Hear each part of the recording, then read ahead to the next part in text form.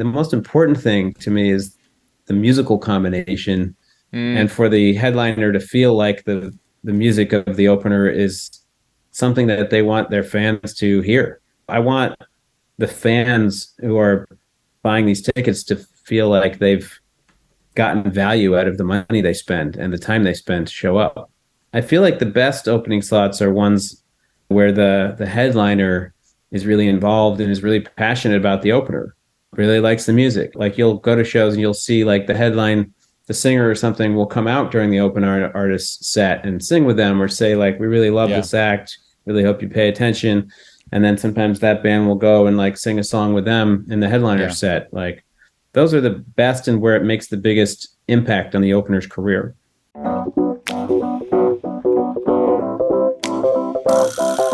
What's going on? Welcome to the New Music Business. I'm your host, Ari Herstand, author of How to Make It in the New Music Business, the book, third edition, coming very, very soon. You can pre-order it now. Go check it out. Today, my guest is veteran booking agent Tom Windish. He is a superstar in the agency world. Everybody knows him.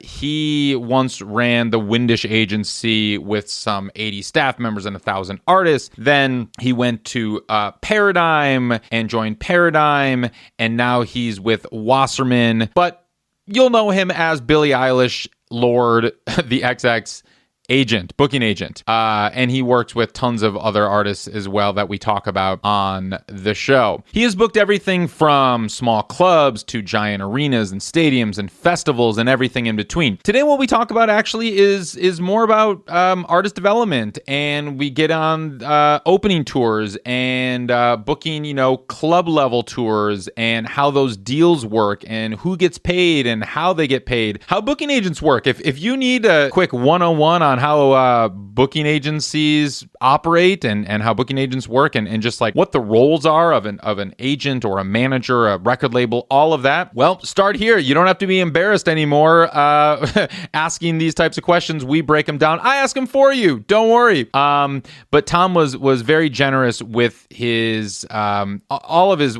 time and wisdom and answers. Really, we went in discussing a lot of different topics, and definitely don't miss the section on opening tours and specifically tour buy-ons. That was a very fun part of the conversation for me, at least. And then later on, he's also a manager. He manages an incredible artist who is one of my favorite artists of the moment, Danielle Ponder, who's also an Ari's Take Academy student, just an incredible talent. And we talk about how he operates as a manager, and then he also runs an indie record label, and we talk about what it takes to release records and his experience, the difference between running a record label, being a manager, and most notably as a booking agent, how everybody kind of knows him. So this was a great interview.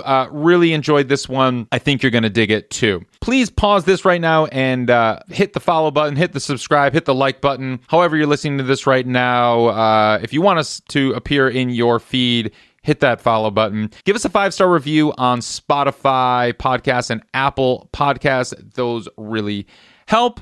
Visit aristake.com. Get on that email list. That's where you're going to get the most up-to-date information of everything new music business oriented, and we send out new episodes and all of that stuff there. You can find all of us that make the show happen at Ari's Take on Instagram, TikTok, and Twitter. You can find me at Ari Herstand on Instagram. All right, let's kick into the show. Welcome to the show. How's it going? Yes. Good. So you're I'm safe to say a legendary booking agent at this stage of the game. I know that you started as totally scrappy DIY, Mr. Hustle, indie, all of that. But I want to start at present day, and I want to talk about, we're at the end of 2022 right now, and I know you wear a lot of hats, and we're gonna uncover all those hats throughout the hour. But first off, the hat that most people know you for as the booking agent.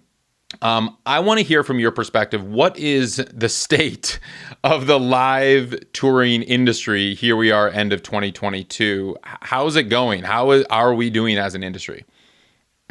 It's been an interesting year. I think how we're doing depends on who you are.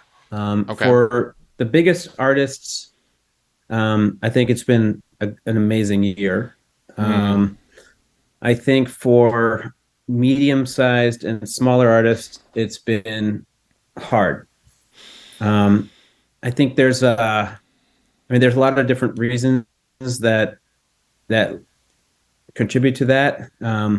There's a lot of things that are competing for everyone's attention these days. mm, In the pandemic, a lot of people's habits changed, and people realized they like some things that they didn't know they liked before, or they liked certain things more than others. mm, And I feel like, people's attention got taken away from maybe listening to music or going to see bands, especially. mm, Maybe some people spent more time listening to music because they were at home and had nothing else to do or whatever. But going out to shows, people found ways to spend that time doing other things. mm. And then when everything came back, and live shows were allowed again, everybody went on tour. Or if not everybody, a lot more people than usual went on tour. Yeah. So every artist is competing against every other artist who's out there performing, but they're Mm, also competing against all these other things that people do with their time, like watch a movie at home on their 10 different streaming services, right. or just go to all the other things that they could do. Yeah. And I think that's been really challenging. I found, I mean, like one of the things I love the most is finding a new artist who sounds amazing and helping them. Hmm. Um, and in the old days, meaning pre-COVID, um, a lot of them would like develop relatively quickly. Mm, They'd go and play little clubs, and people say, "Oh, that band's great," and then more people would the word would spread, more people would go to the shows, they'd get a support tour, they'd get some festivals, Pitchfork and New York Times would write about them, KSUW would play them, hmm. and before you know it, they're selling two, three, four, 500 tickets in a lot of different cities, and they'd start touring internationally, and like it all kind of moved like at a pretty good pace. Sure. And now I have a bunch of artists that are just as interesting and good and have just as much stuff going on as those artists did back then now. Hmm. Hmm. And there's a lot of them I think are sort of finding it a lot harder to get the same type of gains from the audience size. Mm, So maybe it used to go up like this, and hmm. now it's going up like this. And I think it's because of competition Mm, for people's attention, mm. and I mean, it's really hard. yeah, I mean, it makes a lot of sense. The Polestar numbers would have you believe that as an entire industry, everything is doing well. I'm glad you made that distinction between the top tours are doing just fine, but those the emerging artists. So, what is your recommendation to those emerging artists who feel like maybe they're ready for the tour or they really want to play shows, but you're seeing that the audience reaction just overall at that level might not be able to meet them at the place where they think they're at. Um, I mean, I think my main takeaway is to develop a market or a territory before you start trying to conquer. Uh, I don't know, more than you can chew, or Mm, I mean, like I would encourage a band to develop. Let's say they're from the U.S. Like, yeah, go develop the United States or a region of the United States before you try and also conquer Europe, yeah. and Australia and Asia. Even though you might have data saying like, well, we have a lot of listeners in London, we have a lot of listeners in Sydney. Mm, Um, I mean, often like you find artists have a lot of listeners in certain markets. It right. just so happens a lot of people usually live in those markets: L.A., New York, London, Sydney, Right. Paris, Mexico City, and I would encourage an artist to like get to a place where maybe they're breaking even or making a little bit of money in a certain place, maybe a Mm, country or a section of a country, before they start and investing in another place. mm, Because when like an investment is a bunch of different things. It's financial, it's also time and resources, and like time and resources, and money mm-hmm, is it feels like it seems like there's a lot less of it to go around right now. mm, So use it like very frugally and wisely. mm. Um, How much do you look at data when setting up tours, especially for your more emerging artists? um, Not as much as you'd think. Hmm, I mean, I look at it. I guess I always look at it, but sure. it's very rare that the data tells me that there's a really big fan base in a place that I didn't realize there was a fan base. And it's because like the market does a really good job of uh, of sort of showcasing what data showcases. um, What do you mean? if there's a lot of fans in Portland, Oregon, there's a Hmm. really good chance that the people who put on shows in Portland will reach out and say, I want to do a show with this Mm, artist. okay. I'm hearing about this artist, you know, from the street, from my Mm, friends, from my colleagues, from, people that come to the club all the time. Um, we want to see this band.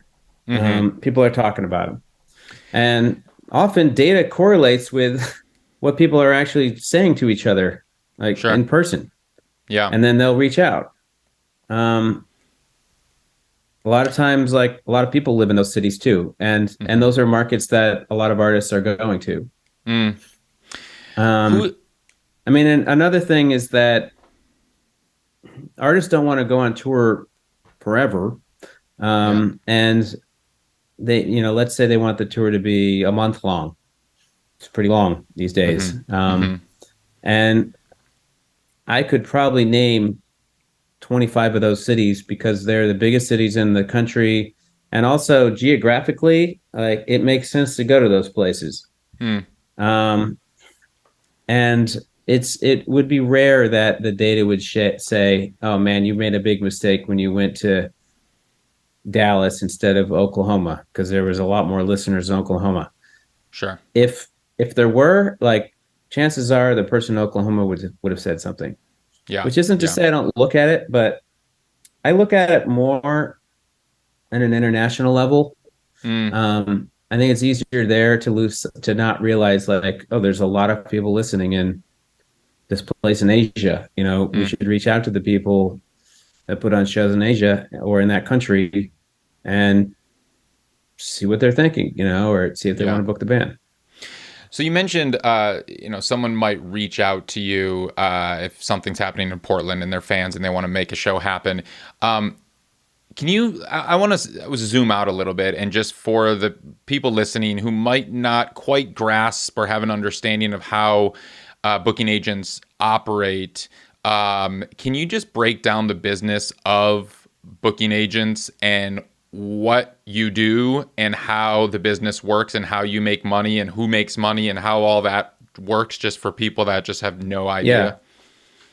yeah. Because I mean, I feel like every day a whole bunch of people reach out to me about things that I have nothing to do with, Yeah, and I'm just like the email address that they find. sure. So, the main thing that booking agents do is set up live performances where the artist gets paid to perform, really mostly in front of like the public. Hmm. So like we don't book television appearances very often. That's generally the publicist or Hmm. the record company. Um, there might be a handful that like an agent might have a relationship or be involved. Hmm. Um, but that's not the main thing. The main thing we Mm, do is book them at um, a venue where people are paying to get in.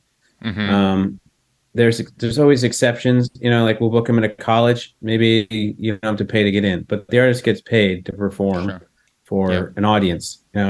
And then sometimes we book them for corporate events, private events. Um, it depends on the artist. We have a few Hmm. that do a lot of that. But by and large, they're playing these other places where the public's going to see them. Like Sure. festivals. Mm.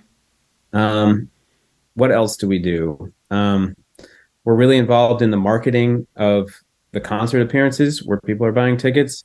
Okay. We're not like the exclusive people that are doing that. Hmm. Like we don't really log into the artist socials and do it for them, but we're Sure. kind of making sure everyone's talking to each other. Timing is coordinated, artwork Hmm. is coordinated, and that like the artist is announcing things, the venue's announcing things, everything's working. Mm. Because we're in a position where we're kind of at the center of the tour, Sure. and it's part of our responsibility is to make sure it goes right. Hmm. Um, Something we don't do is like we figure out how much the artist is going to get paid to do that show by Hmm. the club, and usually there's like a guarantee, and then if a certain number of people go, you can make more money. Hmm. Um, if you play a festival, usually you can't make more money; you just get like a flat amount. Hmm. Um, we make sure the artist gets that money, that the people who make that offer like honor it, Hmm. and we'll do some calculations afterwards to make sure everything goes according to what everyone said it was going to happen. Hmm. But something we don't do is tell the artist how to spend the money that they get paid. So we don't go out and like rent the bus for them, Mm. find the tour manager for them, That's the hire the manager's guitar job. player, Right. manager's job. Yeah. Sure. Or someone else's. Yeah. Um, so yeah, like often I don't really know how much the artist is making on the tour. How Mm. they spend it, is someone, other people's job. Sure. And they can spend it a lot of different ways. They can fly first class, they could fly on a budget airline. Sure. So let's talk about kind of who you're setting these shows up with. Are they promoters primarily? Are they talent buyers at the venues? I guess it depends on the level of the tour, I suppose. And then when you say you're making sure that the artist gets paid, how are you making sure they get paid? Is it direct deposits? Are they getting paid before they play the show? Is it after? It's probably no longer handing them a check at the venue, I'd imagine, or maybe it is. It might be like that a little bit. I mean, usually, um, yeah, we get some of the money up front. It depends. Like Okay. we generally have really long-standing relationships with the people that are paying artists to go perform. Mm-hmm. I don't know what the percentage of shows we do with those kind of people is, but it's a lot, like Yeah. 80%. Um, and we've got strong relationships, so like we will collect some of the money a bunch of the time, but even if we didn't, like they're going to pay us Yeah. because they do a lot of business with us, and if they don't, Sure. it's going to mean they're not going to get to book all these other people, and the way they make money is by putting on shows. Mm-hmm. um, Generally we don't like advance the money that we collect before the show to Mm. the artists. Okay. um, there's some rare circumstances where things are different, but Sure. usually they get paid after they play. Gotcha. And so the promoter or the club or whomever, they send a check. Now, are they always sending the check directly to the agency, or do they give it to the artist and then the artist is required to then pay you your commission or your cut from that, if that's how that works? Part of the reason we get paid up front is so that we get the money that the artist owes us, Hmm. so that they don't have to pay us at the end of the tour. I mean, just like our relationships with people who put on shows, we work with our artists for a long period of time too. So, Yeah. if they do end up owing us money after the tour, 'cause maybe it went really, really well, and we Mm-hmm. collected less than we anticipated they're going to make or something, or I don't know, a certain check didn't come in or something, the Mm-hmm. artist will pay us. Mm-hmm. Um, but yeah, usually some of the money comes to the agency, not 100% of all the money. a much smaller percentage than that, and then the rest is paid to the artist, and it could be through a wire, it could be through cash or check. Sure. It depends. As things get bigger and bigger, it becomes more and more official, and there's less and less like checks or cash flying around, and it's more and more wire transfer. And just to be clear, you only get paid when the artist gets paid, right? A booking agent's model is a commission of what they make.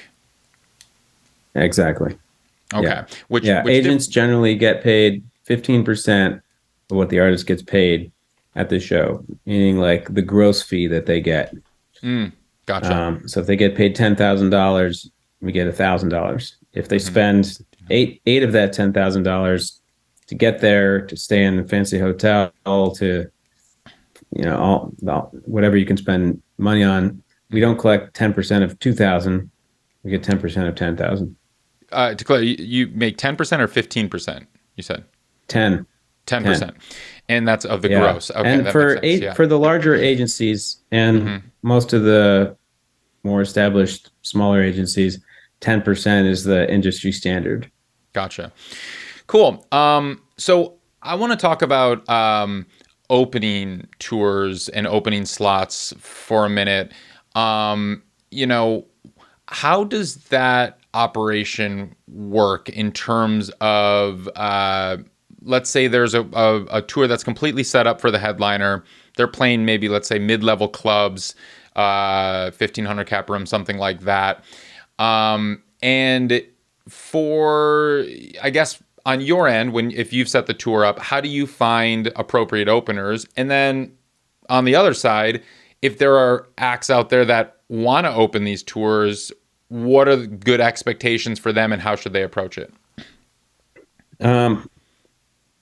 Often the artist headlining has a point of view about who they would like to open. They're fans of a bunch of different bands.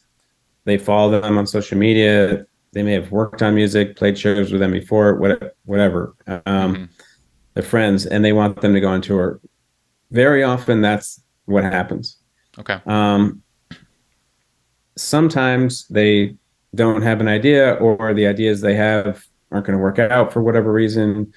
And in that case, we'll go and ask every agent in the business for ideas. And then we'll present a list of, like we call them, submissions to the management. We'll present them to the artist.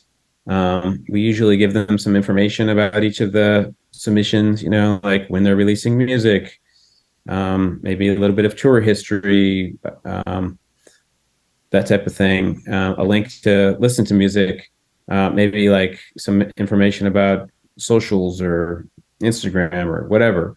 And we send that over and they make a decision or they ask some questions and we get into conversations with the people who submitted those artists.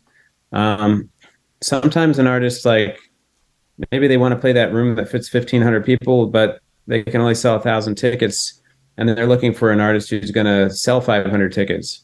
That's a little bit different. So then we'll go out to all the other agents in the business and ask for, more specific things. We're looking for someone who can sell about 500 tickets, or maybe it's not exactly that, but, between 2 and 500 tickets, and the amount of money that we'll pay them varies. The budget for openers is kind of all over the place too. A lot of it depends on how much that artist is worth, like how much they've been paid to play those cities before, how many tickets they can sell on their own. It's not always based on that, but that's a big factor. Well, so give me an example of maybe let's say you have a mid-level 1,500 cap style level tour, and headliners are doing just fine. They're going to sell out the whole tour without needing any help. What could an opener expect to open that tour, and how does that work? Is the headliner providing? Are they paying them? Are their expenses covered? Are they hopping in the bus? Is there food, lodging? Like how does all that work? So I'd say paying $250 to $500 a show would be pretty standard. Sometimes it's more.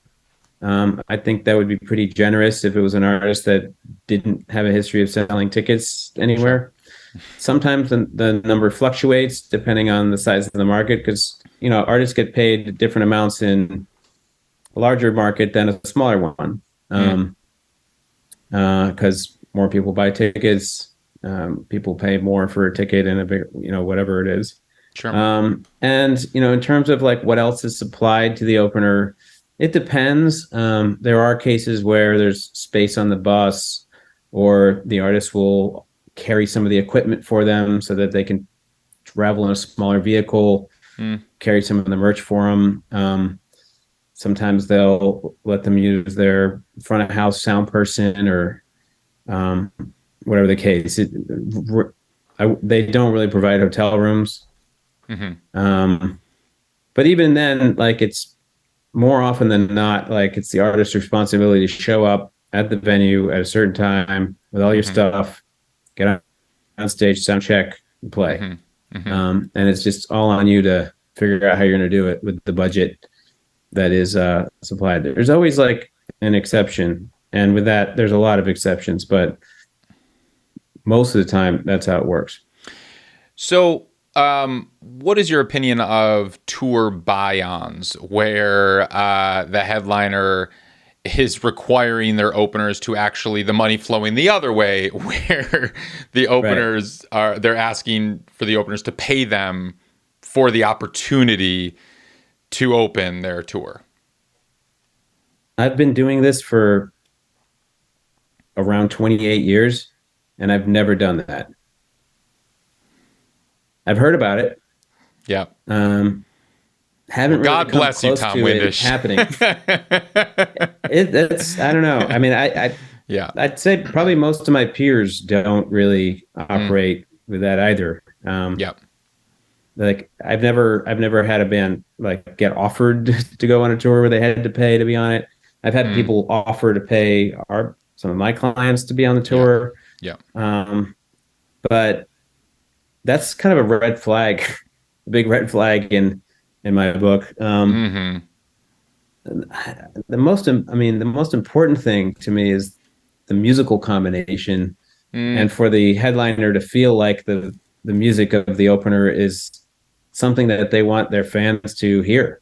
mm-hmm. Um, Mm-hmm. I want the fans who are buying these tickets to feel like they've gotten value out of the money they spend and the time they spend to show up. Mm-hmm. Um, um, I feel like the best opening slots are ones, where the headliner is really involved and is really passionate about the opener. Mm-hmm. Really likes the music. Like you'll go to shows and you'll see like the singer or something will come out during the artist set and sing with them or say like, we really love Yeah. this act. Really hope you pay attention. And then sometimes that band will go and like sing a song with them in the headliner Yeah. set. Like those are the best and where it makes the biggest impact on the opener's career. Mm-hmm. I'm glad you said that it's a red flag, and I hope that everybody listening to this right now heeds that advice because, we hear. We've heard the horror stories like a few years back. It came out this is well documented that Motley Crue charged their openers like $1 million to open their tour, and then their stagehands would come out during their sets and shoot them with super soakers full of urine, and they were like forced to open and like play before the doors opened and shit, and it's just like no respect whatsoever. And I've also heard of tour buy-ins where the headliners just couldn't draw and weren't selling tickets, even though maybe their Spotify numbers were doing really well. And so to kind of help break even, they charged their openers a lot of money for that, for the openers, they would play. By the time they were playing, there's 5 people in the room. And so it's just like not a good deal all around. So I appreciate that is your perspective and that's where you stand and that's how you operate because frankly, I think it's flat out unethical to charge your openers to open for you. And if you can't figure out how to make money by selling tickets and running a music career, then maybe you should be in a different line of work. And so, yeah, that's nice to hear on your end as well. I mean, I do Cool. think like my peers, and Yeah. there's probably a few hundred agents in this country that I would consider my peers. Yeah. They all kind of operate with the same standard. Mm-hmm. The buy-on thing, I think, is very unusual Mm-hmm. for the types of acts that I'm working with. Yeah. That's great. When you're looking, or I guess, what does it take for you to kind of start working with a new act? And maybe you can kind of give us some examples of artists that you started working with. I mean, most famously, Billie Eilish, of course. You started with her very early on in her career. I believe I read somewhere that you signed her before she'd even played a single show. Is that right? Yeah, yeah, yeah. I started working with her young. I mean, I need to love the music. Okay. And I meet the artists and the people that work with them when we start talking about working together. And I mean, I want to get along with them too, and Yeah. have like, I mean, I'm curious like where they see their career going. Sometimes it's hard to say, Mm, if you're young or just at the beginning of your career, like, um, you don't just sit there and say, I want to play stadiums. That'd be kind of unusual before you'd played a show. yeah. Sometimes you might say that. And I wouldn't really balk if someone did say that. Mm-hmm. But I mean, I need to love the music. Mm, And I mean, I work with a bunch of artists that, don't sell 1,500 tickets a night, but I love their music. And mm, I'm very proud to work with them. And, I listen to their music in my spare time. yeah. I listen to all my clients' music in my spare time. that's Um, that's nice to hear. I mean, I love all the artists I work with. They're, I feel like my wife has asked me this the other day, like if I'd ever booked anyone because of the money and not because of the music. Mm, And there was, I can't remember which band it was, but a long time ago, I did that one or two times. And I sort of convinced myself that wasn't the case, that I loved the music. But I could tell when I made like my first phone call that my heart and passion was not in it the same way it was for everybody else. It's mm, very easy for me to do my job. I call up people who put on shows and I tell them, you should book this artist. They're amazing. yeah. Yeah. I'm not making it up. Like I believe they're amazing. Yeah. And I want them to listen to them and I hope they enjoy them. And if they don't, it's fine. I don't take it personally. Sure. I've been told no, way more times than I've been told yes in my career. It just kind of comes with the territory. It's fine. But Mm, yeah, I love the artists I work with. mm. Some maybe to a fault.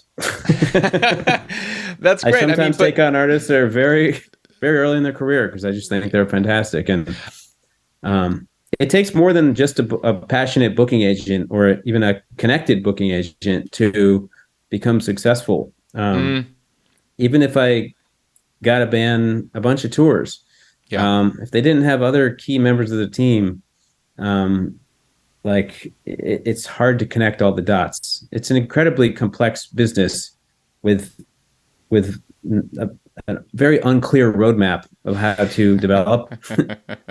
um, Yeah. there aren't many books that tell you how to do it. I Um, know one. I'll right. Um no, that makes sense. So but when it comes to working with new artists, it's great to hear that. I mean, you have to love the music, but I'm assuming there's other factors that typically go into that because at the end of the day, it is a business too. And if they're not making much money, I mean, I guess you have the luxury of having enough artists that are paying the bills where you could probably take more risks on emerging artists that maybe it takes a little bit more time before you start earning from them versus some other agents which need every dollar to kind of keep the lights on.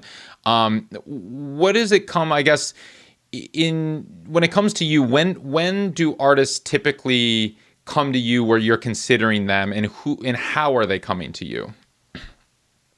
I mean, I have artists email me every day, Hmm. a bunch of artists. Yeah. Um, or not just artists, but people from labels, lawyers, managers, publicists, Sure. um, agents in other parts of the world, promoters. Yeah. And the artists are at all different stages of their career.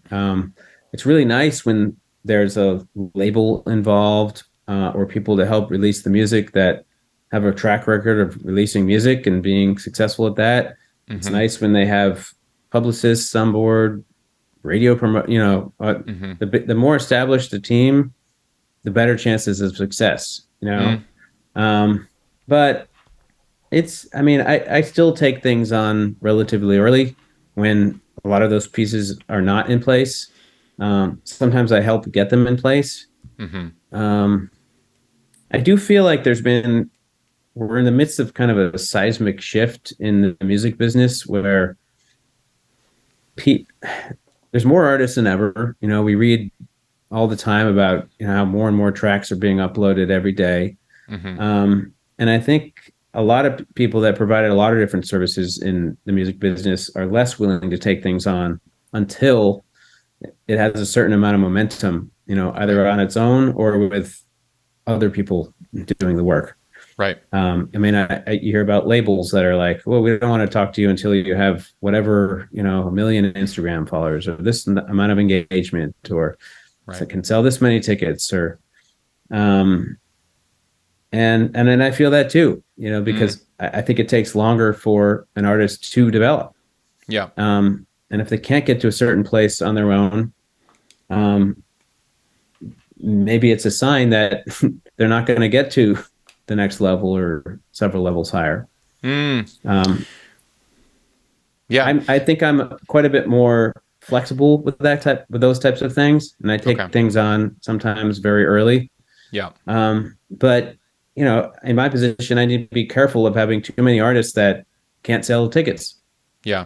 Yeah. or can't sell many tickets because it's always on me to like get another support tour, get another festival, and then I Yeah. need to go out to people who are headlining and who book festivals and say, book this artist that can't really sell tickets, Right. and then they'll go do those things, and they still can't sell tickets, so I need to go do it again. Yeah. And it's hard. I can't always just deliver either. I mean, Sure. I have acts that I submit them for a lot of tours and they don't get any of them. Mm-hmm. And then at a certain point, the artist is looking at me saying, "What are you doing? Like, isn't your job to get me on tours and festivals?" And I'm like, "Isn't your job to have people listen to your music and Right. want to buy a Right. ticket?" Right. Um, um, but yeah, I think I'm more flexible than a lot of people that do what I do. So let's talk artist development a little bit. You are now a manager. You also kind of run an indie label. And you're co-managing this artist with Chris Doritas, who a previous guest on the show as well, Danielle Ponder. And I had the good fortune of catching her at school night. One of the best shows of the year, in my opinion. I mean, she's a powerhouse performer. I'm curious, and it was actually fun. Chris calls me one day out of the blue. He does that sometimes. It's interesting. He's called me a few times just randomly out of the blue. It's always a nice call. He called me one day and he's like, "Hey, Ari, I'm with this artist. I just started, Danielle Ponder, and she's a big fan she's a student of yours. She's in your courses and she's read your book, and just want to say, like, hey, we're working on this stuff together, and she's right here." And he hands the phone over to her and we start talking. I'm like, "Oh, that's so cool." And I wasn't familiar very much with her music, and I hadn't seen her live or anything. And then it seems like she kind of came out of nowhere. Incredible, powerful talent. Not, I guess we could say the opposite of like a Billie Eilish who started when she was 13. I mean, I guess she's older now. I mean, I know she's had a full career as corrections officer and all of that stuff. Talk to me about kind of how you and Chris and that whole development of Danielle Ponder, and just like now she's on all the TV shows and playing festivals and headlining rooms, and is incredible and has absolutely exploded over the last year. But I'm curious how that all happened. So I mean, it all began because I've done a lot of shows with Chris and School Night over the years. Sure. Booked a lot of artists there for a really long time. And at the beginning of the pandemic, I kind of have this like business development role, which just means I talk to a lot of people that are building things that they think will be helpful to artists. And a lot of Hmm. times they're like, talk to Tom. He loves hearing about this stuff. And I've invested in things like that and have helped things like that and listened to a lot of different things. So in the beginning of the pandemic, there was a lot of live stream talk. Yep. And I probably listened to 50 people with different live stream platforms. And I started calling up Chris and saying, what's going on with School Night? You guys, you don't have any shows.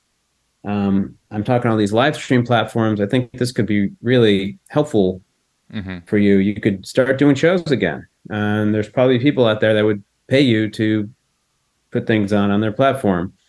And I probably called him about it like 5 or 6 times. And then eventually I helped help them do a deal with Twitch. Twitch. So I was talking to him a lot. Then they started booking shows, what was it like virtually or, like online showcases and then Yeah. in person. And, and because we were talking more often, we were talking to each other about new bands we were hearing too. That's kind of the thing that I think both of us enjoy a lot, Hmm. finding great new artists. And he had found Danielle. She was singing on another band's track, Hmm. and he thought, that track is, pretty good, but that singer is amazing. What's her deal? He reached Hmm. out to her, and eventually got in touch with her, and then he called me up later that night or sent me a song. What do you think? And I was like, this is amazing. And Mm. he said, would you want to manage her with me? And at that time, I had a lot of extra time because I wasn't booking concerts. Right. Um, I got the story. I got on the phone with her, and I was like, "This is great. I would love to help." And we decided to manage her together. Mm. And that was about a year and a half, almost 2 years ago. Mm. We eventually signed a short record deal with Future Classic. Wasserman, the agency I work with, books her, but I'm not her agent.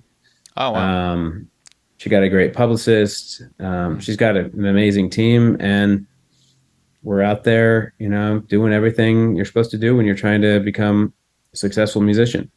And Yeah. it's going really well. But it's going really, really well. When people hear her and see her, they regularly say, she's amazing. I love her. I see Hmm. people cry at every show I go to. People have never Hmm. heard her before. She's really powerful. And one of the things I've learned is you just got to keep doing it. Mm. She asked me a few months ago, what's the plan for next year? And I said, we're going to do more of what we've done this year. Tour, put out songs, Hmm. do press, radio, do everything. Yep. And eventually things are gonna, stick in a different way. But everything's going great. Hmm. We're like a snowball right now that's just getting bigger and bigger and bigger. But she's kind of like, I don't know if she'll reach a point where she like blows up overnight or if it'll just be like a steady growth. It will probably be a little bit of both, you Sure. know. But if she does blow up overnight or like reach a new level, like she's gonna have to keep doing, what she's doing now, putting out more good songs, doing more great tours. Yep. Um, and that's what she's doing, and it's going great. It's really awesome. Yeah. She's That's on. awesome. She was a Or public defender, not a corrections officer. excuse me. Public Yeah, defender. Thank yeah, you. yeah, Yeah. And she was doing that when she kind of you started working with her. She was working her day yeah. job. So she'd been she she grew up with six brothers and sisters. Her father was a pastor, and she Oh sang wow. in his church. Uh huh. And everybody said, "You were put on this earth to be a singer," and Hmm. that was what she planned to do. And when she was in high school, her brother was sentenced to 20 years in prison, and she decided to become a public defender. Wow. and she then shifted gears, went to school for that, did that, um, did that for about 10 or so years. Hmm. But that whole time she was recording music herself, putting out records herself, booking tours herself with her with a woman she collaborates with, Mm-hmm. and they had gone around the U.S., around Europe, and right before the pandemic, she quit her job and she had decided like this is what I want to sing. This is what I wanted. This is where I'm happiest on stage. Um, and then the pandemic happened, Hmm. so she went, got her job back, Huh. um, and then Chris found her. Wow. Wow. Chris called her up. It's kind of It's a pretty cool story. it is that's incredible, and it's a testament to kind of taking that leap and knowing when it's your time, and knowing just kind of that leap of faith, and it's essentially like manifesting. She knew like, well, this is the time for me. This is when I need to, and obviously you can't control the pandemic, and you can't control those things out of that, but she knew that this is it. And when she kind of quit that job, that's when the universe decided to take over. It's like, all right, this is now going to start happening for you because you decided that you're ready to make it happen. And that's really cool. That's really inspiring. And the reason I decided to do something I've never done and manage an artist Yeah. is that I fully believe in her, and I do think she was put on this earth to sing. Yeah. And when she's on that stage, she makes me very happy. Yeah. And I really believe in her ability to make everyone very happy. She's extremely powerful. Mm. Yeah, it's been really cool. It's been really cool, and we're just getting going. Absolutely. Yeah, yeah. No, for sure. And it's been really exciting to watch. I mean, from a distance, just as kind of seeing her trajectory grow, but more so being at the show, which, even in that electric but small room of school night at Bardot, it was, you get it. I mean, it was so powerful and so inspiring and uplifting. And yeah, she's incredible. And that's great. So, but you also started a record label, Wilder Records. Talk about that. Why did you do it? What's the experience been like that? It's a wildly different skill set and different avenue of the industry than booking. So I'm curious about Um, that. I started a label with Future Classic Okay. probably 6 months before the pandemic, and Okay. then the pandemic happened, and I had a lot more time to spend on it. Sure. And you know, one of the reasons I wanted to do that and to manage was that I wanted to learn about other sides of the music business that I had never had time to explore or Hmm. like actually do. And Yeah. honestly, like even though I've done this agent thing for like my whole adult life, those areas were kind of like behind a curtain or something. I didn't really know what it meant to put out a record. I didn't really know what it meant to manage. Sure. Not that I do now, but I know more. And honestly, I mean, I wish I had done it 20 years ago. I think it would Sure. have made me a much better agent at a much younger age and build a better agency Yeah. that better served other people in the business. Hmm. Um, I mean, I think it's incredibly difficult to develop an artist these days. Um, you're dealing with a really small group of people that are on this team that are, you know, their task is to develop the artist. Yeah. But it's not as coordinated as it should be. Hmm. Often the agents like over here doing this thing and they talk to the label once in a while. The manager's kind of in the middle trying to keep everything together. Hmm. Um, when the reality is like there's a handful of people here, or in a really big case, like a dozen or maybe 20 or something. And we're all like trying to accomplish the same thing. Yeah. And we should all be talking more together about how we can do that. Yeah. What do I need that would help? What do you need? Hmm. And often like those things are not communicated until much later, you know, till the night of the Sure. show. You know, can I get this person on the list or something? And Right. I could have taken that. You could have gotten 30 people on the list if you had asked me 6 months ago. No problem. You know, now we've Yeah. sold all the tickets or whatever, you know. Right. Um, but yeah, I did it mostly to learn about what it was like to put out records. Hmm. And also, um, for a long period of my career, the way I would hear about new artists was by calling up labels and managers and everyone else in the business and saying, "What are you hearing about?" Yeah. Because I want to book them. Yeah. And I really didn't go to those people with like things to bring them, you know, opportunities for them. And at a certain point, Mm. I thought to myself, some of these people must think I'm kind of a jerk for asking them what they're hearing. But I never bring anything to them. So then I like very intentionally would go to people and say, like, I found a band that I think you should put out their record or you should manage, and you know, I'd love to book it if you're, you know, if you get involved. Yeah. Um, and that worked out really well for some bands.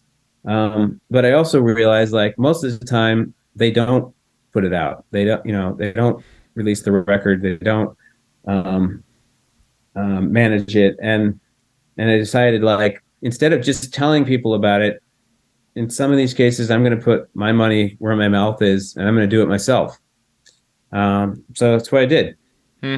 Um, and really, I mean, it wasn't like I thought I was going to be incredibly successful. I really didn't think about that at all. I Yeah. just found artists that I thought were great. But I do find it incredibly challenging. Um, I had some records go really, really well. Hmm. I had others that I did this pretty much the same things for that didn't go well at all. Hmm. And I don't really know the different, you know, why did that work and that didn't? Like, I like Right. each of these songs the same amount. Yeah. Um, Hmm. and I find, like, I guess the way my brain operates, like, I find that really challenging. I Hmm. can't, I have no structure to like what makes a successful record. Sure. Um, anyway, it's been fun. And I think I'll put out some more records at Cool. some point. Right now, I don't have any plans to. I've been really busy booking this year and managing Sure. Danielle. Yeah, no, that makes sense. When it comes to, well, I'm curious, what have you seen the similarities and differences between when it comes to marketing and promotion when you have your label hat on versus your manager hat on versus your agent hat on? I mean, you're not talking to totally different people, but I mean, agents talk to very different people than labels. And Right. manager kind of has to do everything. Okay. Um, God, I mean, I've learned, like, I have so much respect for managers. I feel like it's one of the hardest jobs in the world. I feel like running a restaurant is one of the hardest jobs in the world, but I think it's easier than managing an artist. Yeah. At least when you run a restaurant, you own it. Yeah. You know, you own the Right. brand. The Yeah. brand can't fire you. The Yeah. landlord can raise the rent, but you know, Right. your boss can't fire you. Yeah. Um, and the manager's got to do everything. They get, you know, you just don't know what's going to come up on a daily Yeah. basis that could throw you off the tracks. Yeah. And man, I mean, things have shifted so much to the manager in the last decade or so. And it Hmm. used to be like the record company did a ton of stuff, and the Right. manager had to make sure the artist like kind of fulfilled the obligations and, you know, promoted the record and showed up and everything. And man, now the manager's got to do everything. Yeah. Yeah. Yeah. That's great, and I think every manager that's listening right now is nodding their head in agreement, and so appreciative that you just acknowledged how challenging their jobs are. Yeah. I'm not knocking, you know, everyone else. I mean, Right. it's difficult to develop artists no matter what hat you're wearing. Yeah. Yeah. Um, yeah, I wish it was easier. No, that's great. Well, Tom, this has been incredible. I so appreciate you taking the time, and you've dropped so many gems, and I know that everybody listening is so appreciative of everything that you said. I have one final question that I ask everybody who comes on the show, and that is, what does it mean to you to make it in the new music business? It's a good question. And that I think that answer has changed as I've gotten older. Yeah. Right now, I want to work with artists that I really believe in, and I want to help them realize their dreams or what I think they're put on this earth to do. Whether they're selling out stadiums or arenas or selling 500 tickets a night or 200 tickets a night. Yeah. I work with a band called Lorde that I've booked for the last 28 years, I think. Saw them in Minnesota, I think probably 20 years ago. Yeah. Yeah, they're an incredible band. I mean, sadly, the drummer just passed away, which is really, really sad. But that band is incredibly successful to me, and I think to them too. And no matter, they're the biggest they've ever been right now. And last year, they put out their most successful records. They sold the most tickets. And I mean, I love them as much last year as I did 28 years ago. Being able to work with them is, I guess, my definition of success, and they're amazing. I feel very, very fortunate that I get to work with people like that. So cool. Tom Windish, thank you so much. That was great. Thanks. Okay. Bye.